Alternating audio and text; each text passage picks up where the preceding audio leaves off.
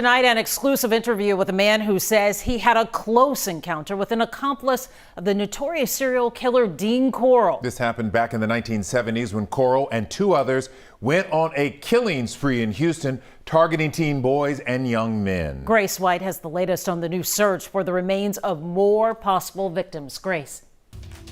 It's really the information coming from the accomplice that's driving this search.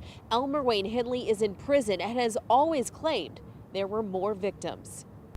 It was a daunting task, digging for bodies in one of the largest murder cases Houston's ever seen. Chances were slim, but we knew if we didn't do anything, there was no chance. While the search didn't turn up anything at the former home of serial killer Dean Corll in Pasadena, it did bring up old memories for a man who claims he had a strange encounter with Corll's accomplice, Elmer Wayne Hindley, in 1972. Well, I was alone walking down the street, and a young man pulled up next to me and said, "Hey, man, where in the hell are you going?"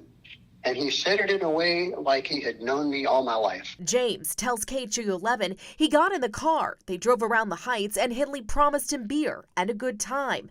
Eventually, they ended up at a home. He says there were two other men and a woman, but Hindley told him they had to wait for the woman to leave. But James told us he got a bad feeling and got out of the car and ran away, later realizing what he might have escaped. Everything came about in the news where Corll had been killed, and it all came out. And that's when I recognized Dean Corll, or not Corll, Elmer Hindley. There's the fellow who picked me up. So really, that's my story. I got away. James says he never went to police because nothing happened. And because of that, KHOU11 can't confirm his story.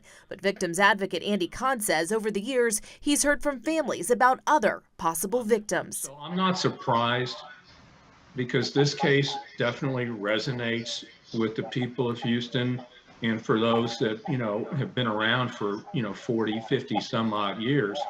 No one is ever going to forget what at that time was the largest serial killings in this country's history. Texas EquiSearch says they are not done. There are other areas of interest, and they plan to search them in the coming weeks. Grace White, KHOU 11 News.